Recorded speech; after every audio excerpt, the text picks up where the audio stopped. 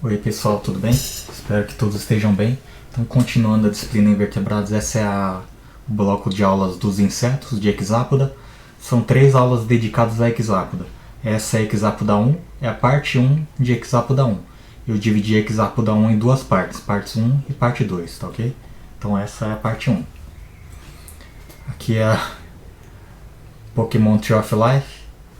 Aqui são todos os Pokémons aí, árvore da vida dos Pokémon. E aí na Pokémon Tree of Life, a parte dos Hexápoda é essa parte aqui, ó. Então tem vários Pokémons dedicados a vários tipos de insetos. Agora o cladograma mesmo dos Tree of Life, dos animais, da parte dos artrópodes, essa filogenia que eu já apresentei lá na introdução dos artrópoda. Falei sobre os artrópodas de forma geral, falei sobre esse grupo trilobitomorfa. O professor Ricardo falou dos Chelicerata, o professor Sérgio falou dos crustáceos. Ele também enfatizou lá nas aulas dele que crustáceos não são monofiléticos, né? Crustáceos mais hexápoda formam um grupo monofilético chamado de pancrustácea. Então essa é a hipótese que a gente vem adotando e ensinando na disciplina de invertebrados, pancrustácea. Crustáceos mais hexápoda formando esse clado aqui. Então hoje a gente inicia o bloco de aulas de hexápoda. As aulas, então, como eu falei, estão organizadas em hexápoda 1, 2 e 3. Hexápoda 1 eu vou falar da introdução aos hexápoda, importância ecológica e econômica, morfologia externa e tagmose. Então essas são todas de hexápoda 1. Depois hexápoda 2, diversidade, filogenia e classificação. E hexápoda 3, reprodução e desenvolvimento. Então, como eu disse, hexápoda 1 eu dividi em duas partes. A parte 1 eu vou falar desses tópicos aqui, entrando no item 3 até o 3B'. E aí, o tórax, né? O 3B duas linhas, que é o tórax, as asas, mais o abdômen, esse bloco aqui, eu coloquei na parte 2. Então, hexápoda, esse clado hexápoda, que na última edição do Brusca e Brusca, que vocês têm disponível o arquivo PDF, ele chama Chelicerata de subfilo, crustácea de subfilo, né, também, e hexápoda também de subfilo. Eu preferi não colocar nenhuma categoria taxonômica aqui. Eu notei que o professor Ricardo e o professor Sérgio também não deram nome de categoria taxonômica, então eu vou deixar só hexápoda. Não vou chamar de subfilo, como fiz Brusca e Brusca, nem vou chamar de superclasse, que acho que é o Barnes que utiliza. Ou utilizava, não sei. Então, hexápoda inclui 33 ordens. As ordens Colêmbula, Protura, Diplura e mais 30 ordens na classe Insecta, nos insetos. Então a gente já nota aqui que hexápoda e insetos não são sinônimos. Apesar da gente informalmente falar hexápodes e insetos como sendo coisas sinônimas, mas na verdade não o são. Então os insetos são 925 mil espécies aí de 1.300.000 espécies de seres vivos. Aqui é a filogenia dos insetos que eu adoto na disciplina de invertebrados.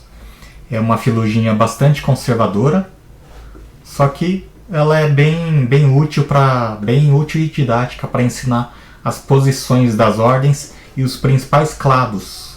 Então aqui eu sempre indico esses dois clados aqui para a gente ter uma noção de quem são os insetos e quem são os pterigota. Então aqui são todos os hexápoda. E aí aqui começa os insecta, aqui começa o clado dos pterigota. Pterigota que são os insetos alados, que têm asas, ptera, portadores de ptera, portadores de asa. E depois os pterigota divididos em clados principais aí, principalmente aí Neoptera, e Neoptera dividida em 3 clados principais: Polineoptera, que são as ordens chamadas de ortopteroides, ordem Orthoptera e afins, né? muitas dessas ordens que antigamente eram incluídas dentro da ordem Orthoptera. Orthoptera, que para quem não sabe, inclui grilos e gafanhotos. Então bicho-pau estava aqui dentro, barata estava aqui dentro, louva-a-Deus estava dentro, então muitas ordens estavam aqui. Então a gente chama Polinoptera de, popularmente, né, informalmente, de insetos ortopteroides. Outro clado são os Paraneoptera, que tem Hemiptera como ordem principal. Aí a gente também tem Phytiraptera, que é piolho. E os Endopterygota. Esse é o principal clado dentro dos insetos, o mais diverso. Grande parte das 925 mil espécies de insetos estão dentro de Endopterygota. Endopterygota, que também pode ser chamado de holometábola. Então, são os insetos holometábolos. Aqui a gente tem as principais ordens, as 4 chamadas ordens megadiversas, que são as ordens de insetos que possuem mais de 100 mil espécies. Então, ordem megadiversa dentro do universo dos insetos são as que têm mais de 100 mil espécies. Quem são? São 4. Coleoptera, que é a maior ordem, Diptera, Lepidoptera e Hymenoptera.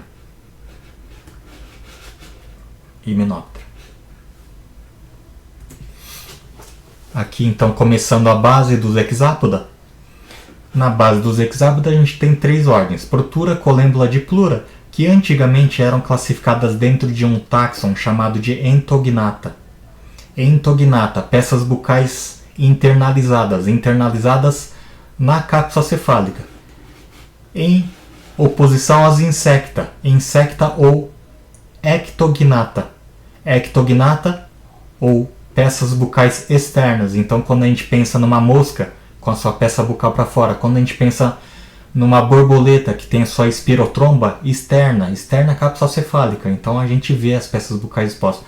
A gente olha para uma formiga e vê as mandíbulas dessa formiga expostas, né, externas à cápsula cefálica. Então a gente tem Entognata, Ectognata. Todos os insectas são ectognatos.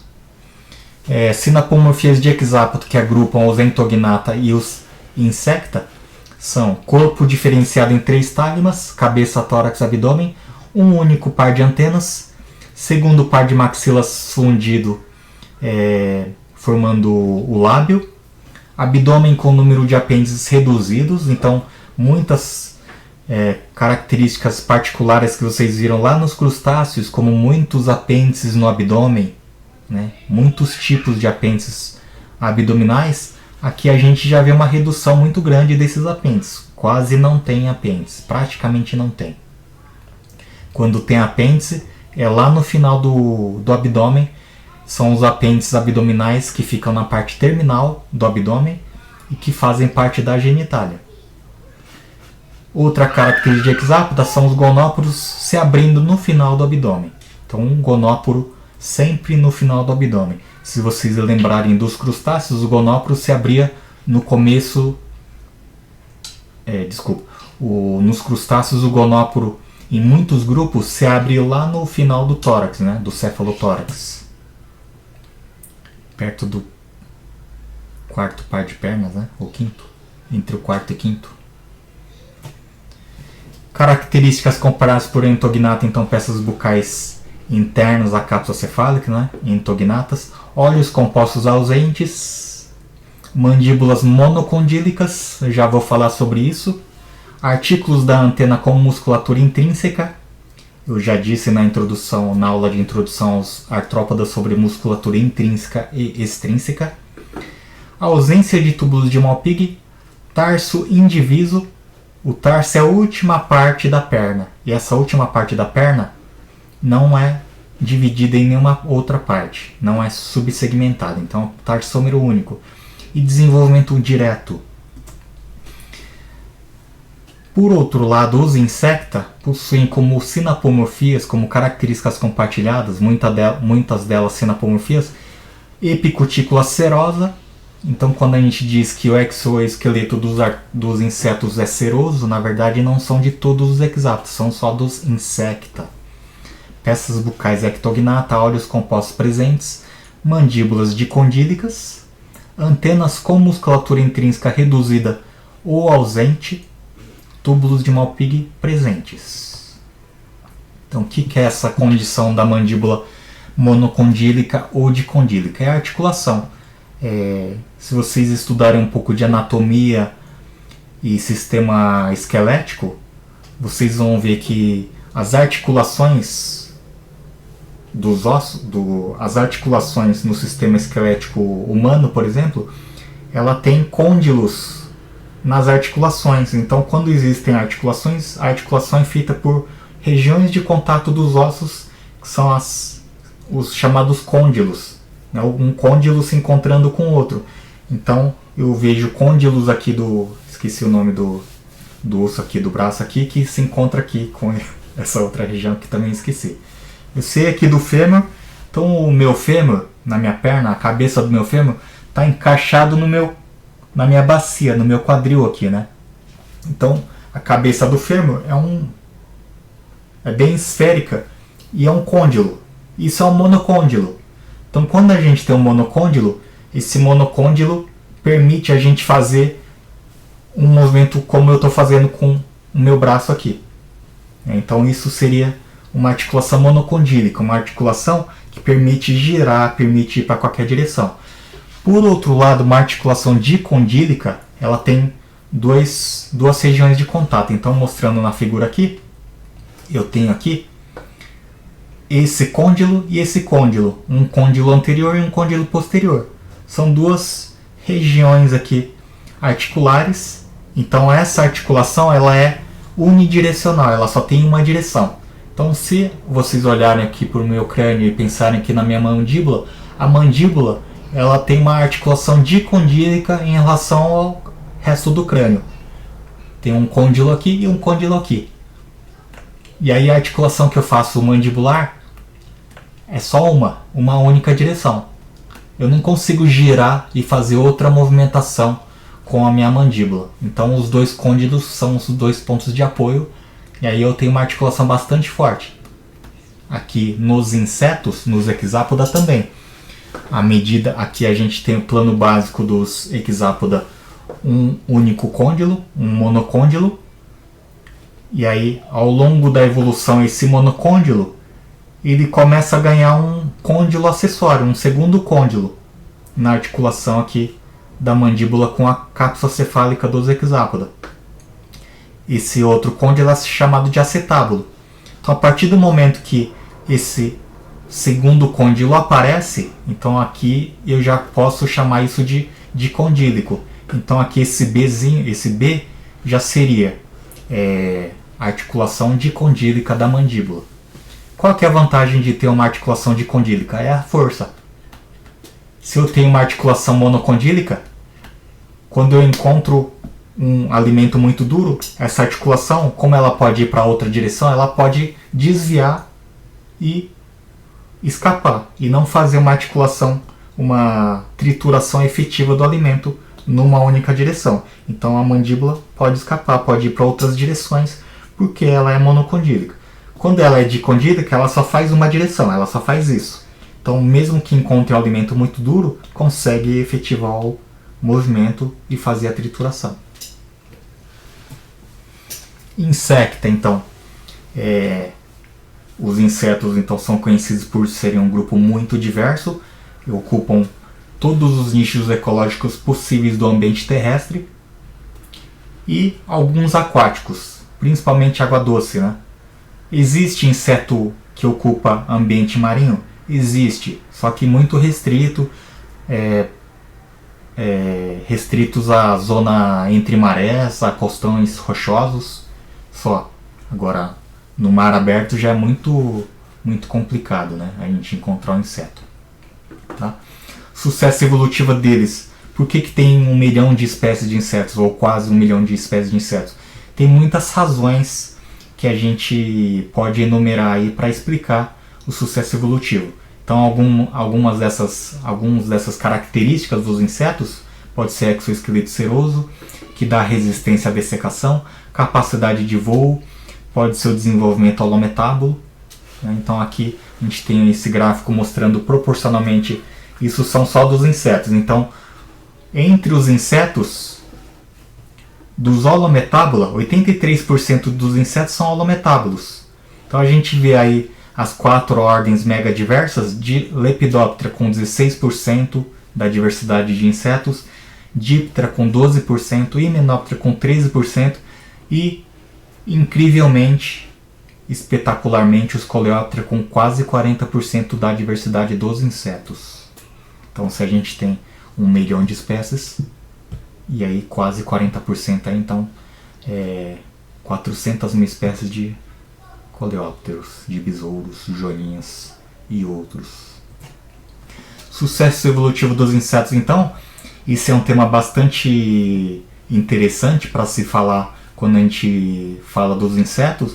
Então eu coloquei aí 3 características principais: o exoesqueleto seroso, capacidade de voo, né?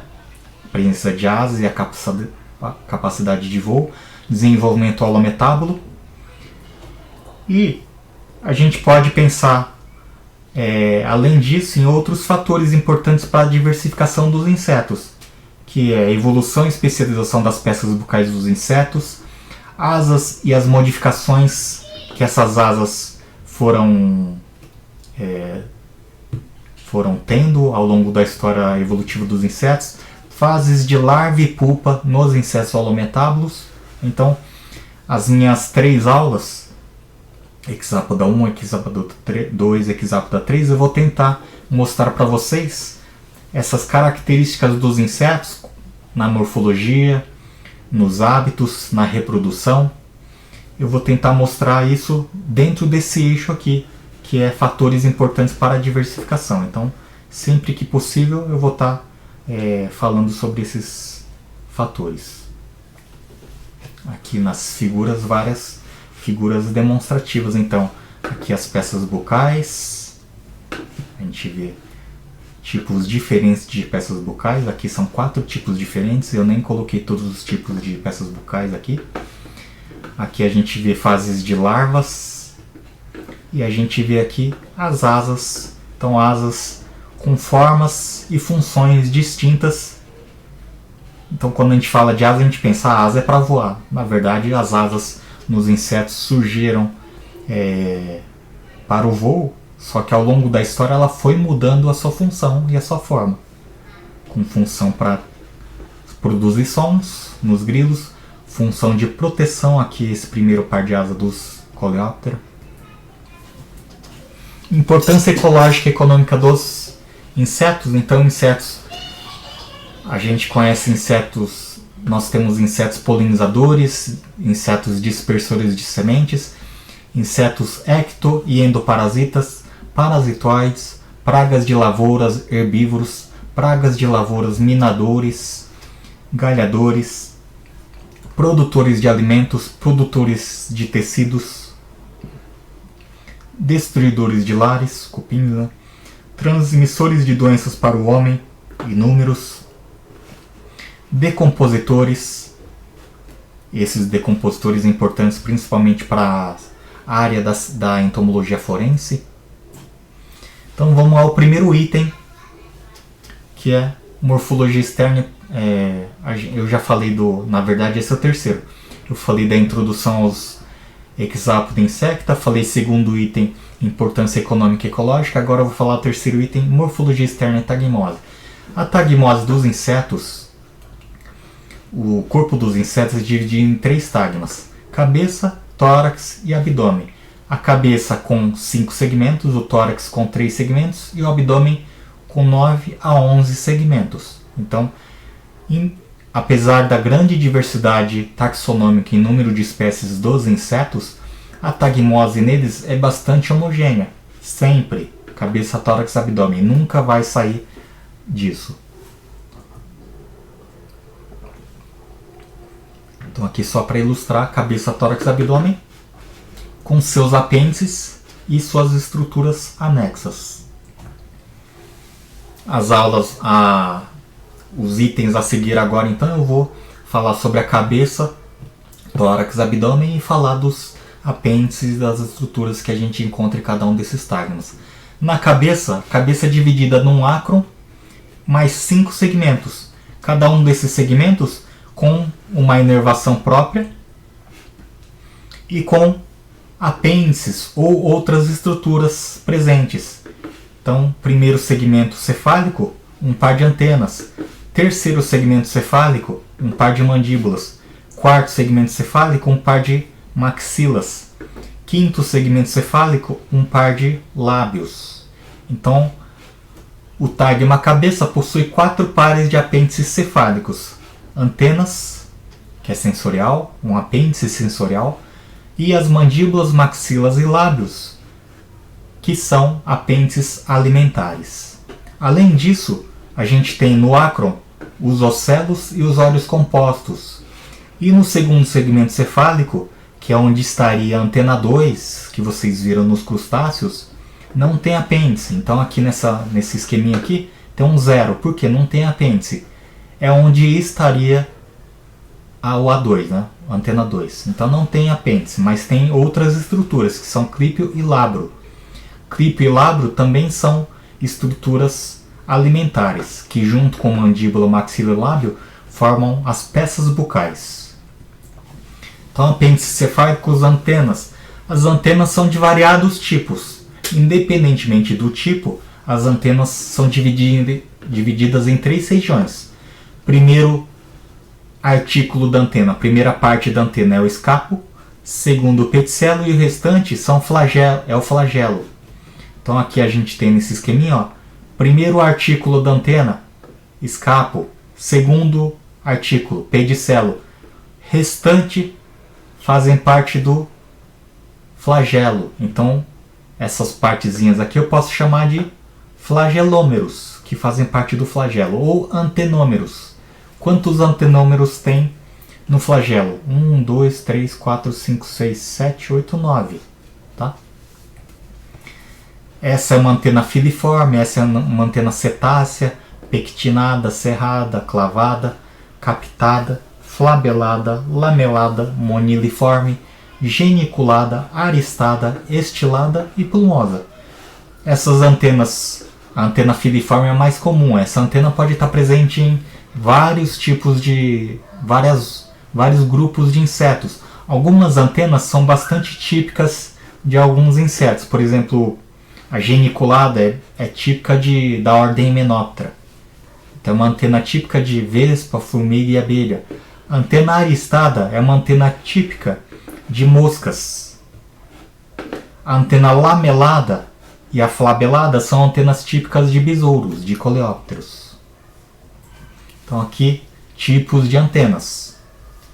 Aqui filiforme em coleóptera, lamelada também em coleóptera, cerrada também em coleóptera, aristada nas moscas, clavada, parece um cotonete, né? Nas borboletas, filiforme em outra ordem aqui, na ordem Orthoptera, essa é a minha esperança. Apêndices cefálicos, peças bucais. Então a gente conhece os insetos por uma grande diversidade de hábitos alimentares. Insetos herbívoros, carnívoros, nectarívoros, polinófagos, saprófagos, coprófagos, hematófagos. Essa grande diversidade de hábitos alimentares, esse grande universo de nichos alimentares, ele só foi possível pela evolução das peças bucais. Então a gente observa então na história evolutiva dos insetos uma modificação e especialização das peças bucais muito grande.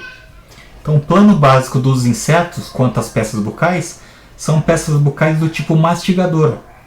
Então a gente vê aí os insetos, o hexápoda, eles estão dentro dos pancrustácea. Pancrustácea, lembra das aulas do professor Sérgio? Os crustáceos têm peças bucais de que tipo? Mastigadora, né? Invariavelmente peças bucais mastigadoras, mandíbulas. E aí, crustáceos, hexápoda e miriápoda, esses grupos estão dentro do clado mandibulata. Então, o plano básico de mandibulata são peças bucais mastigadoras. Então, a gente vê aí miriápoda, pancrustácea, plano básico, mastigador. Nos hexápoda, não é diferente, peças bucais mastigadoras. As peças bucais mastigadoras aqui, ilustrada por essas fotografias de uma cabeça de gafanhoto, as peças bucais aqui, vou explicar aqui num sentido superior anterior para posterior. Então na frente a gente vê o clípio e o lábio, que não são apêndices.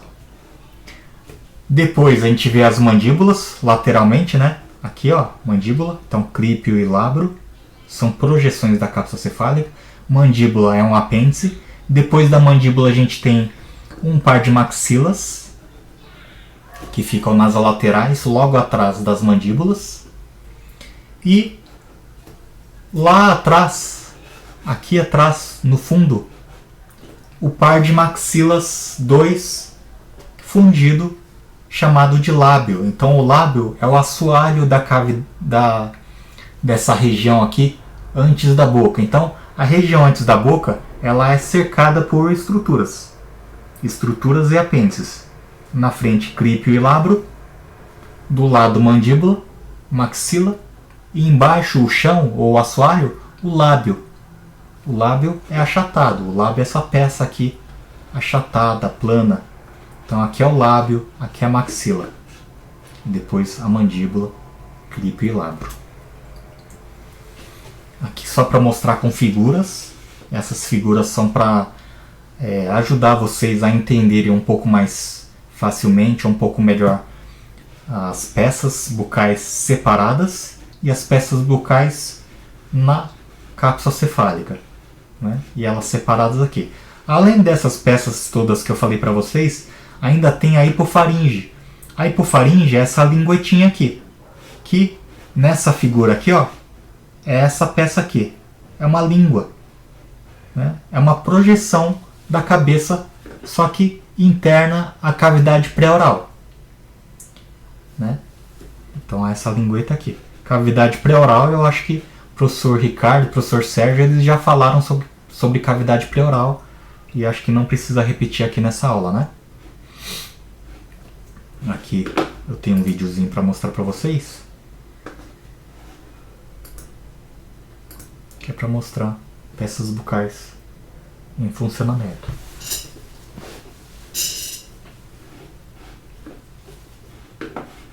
Aqui vamos tirar essa parte aí. Um gafanhotão. Um gafanhoto é bem didático, né?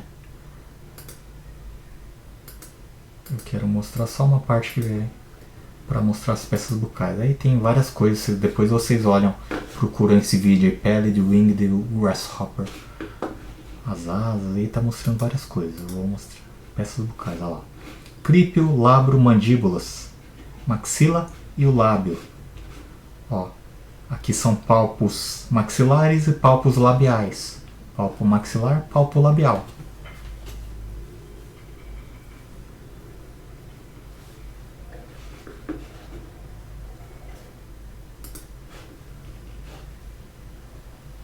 Ó, clípio, lábio. Olha lá, aqui que vai mostrar. Ó, clípio, lábio e as mandíbulas aqui, ó.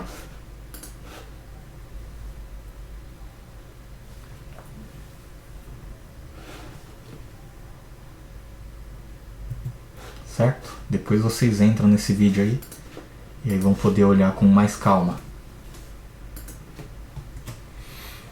Aqui então filogenia novamente dos hexápoda e dos insecta, para mostrar para vocês então aqui o plano básico mastigador, peças bucais mastigadoras, todas essas ordens aqui de hexápoda e de insecta, mastigadores. E aí a gente começa a ver aparecendo novos tipos. Aqui nesse clado Paraneoptera, mastigadores e picadores e sugadores. Aqui, o clado que tem Coleóptera e outros 3 ordens, mastigadores. Coleóptera é inteiramente peças bucais mastigadoras. Não tem nenhum Coleóptera com outro tipo de peça bucal. Todos são mastigadores. Então, apesar da grande diversificação das peças bucais, o principal grupo de insetos, os coleópteros, tem peça bucal mastigadora. Então, A gente não pode ficar associando a novos tipos de peças bucais como levando à diversificação. Então, os grupos mais diversos dos insetos são aqueles que têm novidades evolutivas. Não. Aqui é um grande exemplo. Os coleópteros, com relação à peça bucal, não tem nenhuma novidade evolutiva. Eles têm uma plesiomorfia. Então não é errado a gente associar a novidade evolutiva com diversificação, promovendo diversificação.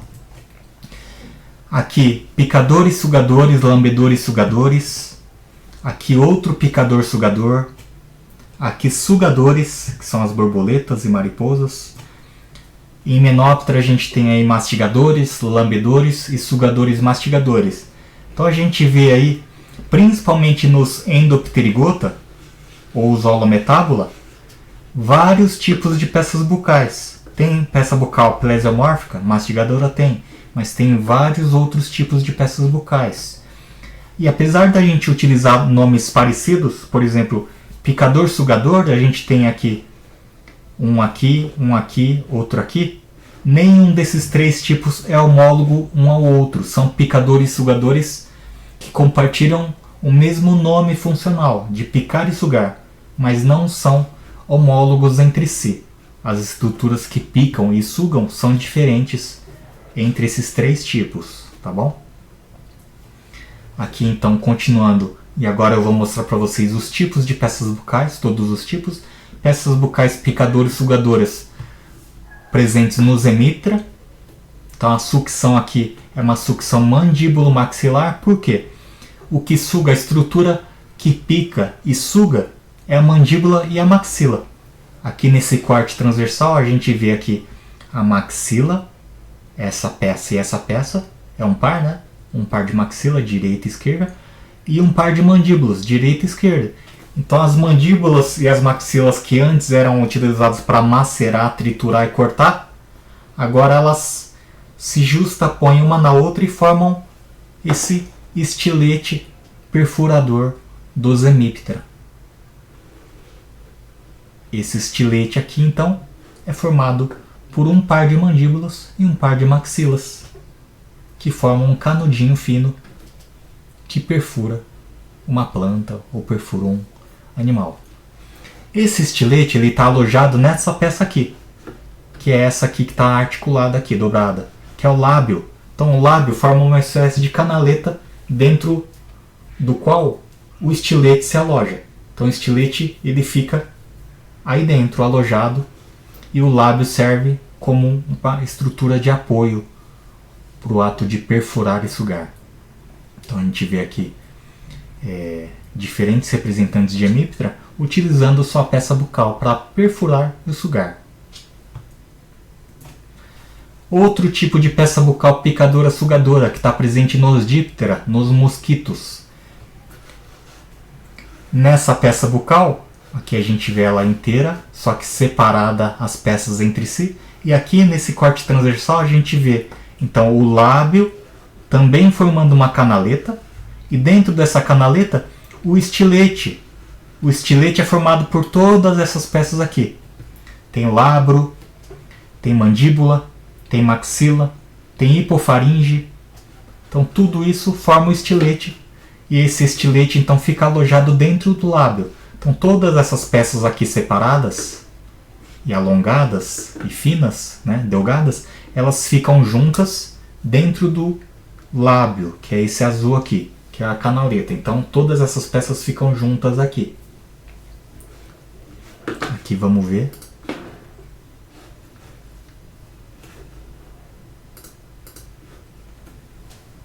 Esse mosquito, essa mosquita, mosquita fêmea, né? Os mosquitos hematófagos, quem pica hematofagia é a fêmea, então é uma mosquita. Vocês viram que o lábio não perfura, quem perfura é o estilete, e aí o lábio se dobra para o estilete entrar, porque o estilete ele não muda o comprimento, ele tem um comprimento fixo. Então, para perfurar, a fêmea abaixa a cabeça, e aí está enchendo de sangue no abdômen dela. Esse sangue, a proteína do sangue, né, que vai ser bastante importante para o processo de desenvolvimento dos ovos, das gônadas e dos ovos. Enchendo, né? Tá tão pesadinho o abdômen que tá caindo. Tá enchendo. Se vocês procurarem no YouTube, tem vários vídeos de mosquita hematofagiando, se alimentando. Até vídeos melhores que esse aí, com uma melhor resolução. Certo? Vai abrir outro aqui, deixa eu usar, senão vai ficar... Aqui então, mostrando a peça bucal em ação, né? Dessa fêmea. Peças bucais sugadoras, presente nos Lepidoptera, borboletas e mariposas. Peça bucal aqui bastante modificada também, formando um tubo, assim como nos Hemiptera e nos Diptera, só que esse tubo é um tubo enrolado, não é um tubo perfurador, é um tubo que se enrola. Por essa característica, essa peça bucal é chamada também de espirotromba. É uma tromba espiralada. Essa espirotromba é formada pela maxila, por partes da maxila. Então essa peça bucal aqui, sugadora dos Lepidoptera, ela perde muitas partes. Não tem mandíbula, por exemplo, não tem hipofaringe. O lábio só ficou esse palpo labial, né? Aqui é o labro, esse amarelo, e esse laranjinho então é a maxila. Um palpo maxilar bem pequeno e o restante da maxila aqui. Acabou. Essa é uma peça bucal sugadora então bastante modificada, né? Peças bucais lambedoras sugadoras, presente nas moscas, nos Diptera. Ocorre aqui uma sucção labial, porque quem suga é o lábio. Então aqui também uma peça bucal bastante modificada, a gente não tem mandíbula, a mandíbula sumiu. O lábio é bastante desenvolvido, esse roxinho aqui, ó, roxo, azul, né? Esse é o lábio. Essa esponjinha que a mosca usa para lamber e depois sugar, essa esponjinha é parte do lábio também, é o chamado labelo, né? Essa esponjinha, lábio, aqui o labro amarelo, a hipofaringe ainda tem um pouquinho de hipofaringe, um pouquinho de maxila e o crípio aqui em cima, né? Bastante modificado. Então quando a gente olha as peças bucais dos insetos, a gente tem que sempre pensar que essas peças bucais, elas evoluíram, se especializaram em novas funções a partir de um plano básico mastigador, com mandíbulas mastigadoras, maxilas mastigadoras, tá? O lábio, que era só uma placa achatada, que era o assoalho da cavidade prioral. Esse lábio, olha a forma e a função que ele tomou aqui nesse grupo de insetos aqui nas moscas, tá? E para terminar, peças bucais lambedoras. A gente chama elas de lambedoras, ou tem algumas pessoas que podem chamar também, vocês vão ver, como lambedoras mastigadoras, que é uma língua que lambe e suga. E também tem mandíbulas. Então as vespas e as abelhas, que tem esse tipo de peça bucal aqui, elas têm a língua para coletar néctar e as mandíbulas para processar grãos de pólen, principalmente para processar grãos de pólen. Então a língua lambedora. Essa língua que é formada basicamente pela maxila, por partes da maxila, tá? E rodeada por peças também na maxila e também do lábio. E aí a mosca lambendo o néctar de uma flor. Aqui um detalhe mostrando a língua separada da cabeça. É uma grande língua, né? E tem espécies que tem uma língua muito longa, bastante longa. E o comprimento da língua também é usado para fins taxonômicos, né? Para classificar as línguas de língua, as abelhas de língua curta, abelhas de língua longa. O tórax. No tórax, o tórax então é um tagma com 3 segmentos, cada um desses segmentos com um par de apêndices. Então a gente vê o primeiro segmento torácico, ou protórax, segundo segmento torácico, ou mesotórax, e terceiro segmento torácico, ou metatórax. Cada um deles com um par de pernas. Perna protorácica, perna mesotorácica, perna metatorácica. Ou, para simplificar, na nomenclatura que a maioria dos entomólogos usa, a grande maioria, é perna anterior, perna mediana, perna posterior. Vocês também vão ver um outro tipo de nomenclatura, que é perna 1, perna 2, perna 3. Tanto faz o nome que vocês derem, vocês podem utilizar tanto faz essa terminologia que vocês usarem, contanto que vocês apliquem alguma, né? Alguma delas.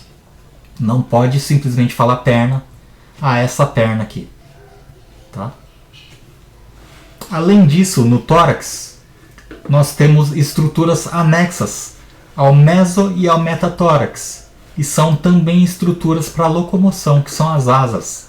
Asas anteriores estão no mesotórax e asas posteriores estão no metatórax. Vamos começar falando das pernas.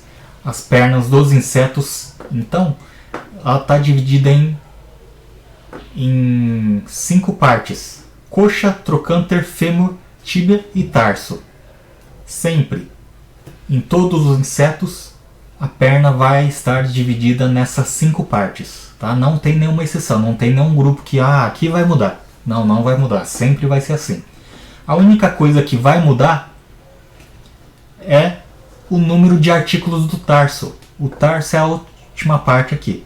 O tarso, ele pode ter, como nesse exemplo aqui, 3 tarsômeros, pode ter um único tarsômero, pode ter 5 tarsômeros, 4 tarsômeros. Então ele vai ter de 1 tarsômero até 5. Então a única coisa que vai variar é isso.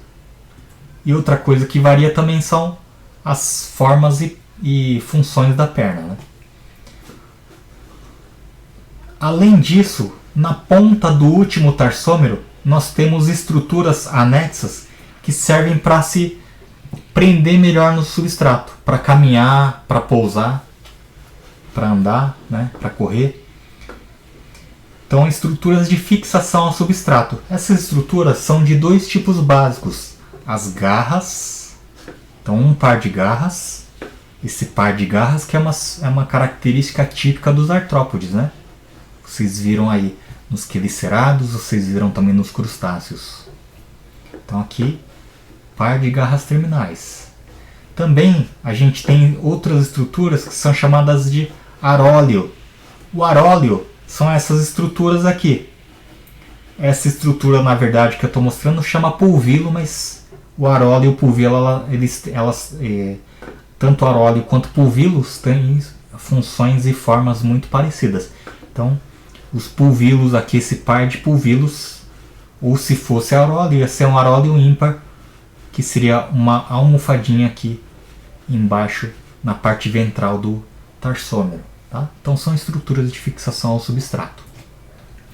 As pernas, então, eu falei para vocês que elas mudam de forma e de função. Então nós temos perna coletora de pólen nas abelhas, típica das abelhas, que é a tíbia e o primeiro tarsômero achatados e com uma grande densidade de cerdas, né, bastante pilosa para a coleta de pólen. Pernas saltatoriais, como nesse gafanhoto, a gente tem essa perna posterior modificada para saltar, bastante musculosa. Tão musculosa que eu vejo aqui, do lado de fora eu vejo a estriação da musculatura. É o músculo isso. Pernas raptoriais. Pernas raptoriais como nesse louva-a-Deus, nesse mantódia. Então é a perna anterior que é modificada para raptação, para captura de presas, né? Para predação. Então aqui a gente vê coxa, trocânter, fêmur e tíbia. E depois o tarso, né? Então fêmur e tíbia, articulação se articulando oposto um ao outro, e na face interna do fêmur e da tíbia anteriores, esse monte de espinhos aí, que é para ir cravar, para perfurar a presa. Pernas escavadoras, como nesse ortóptero, nesse grilinho aqui, perna anterior escavadora. Então esse é o fim da parte 1. E depois da parte 2 eu vou continuar falando do tórax, falando das asas principalmente, e depois, final da parte 2, vou falar do abdômen. Até mais, pessoal.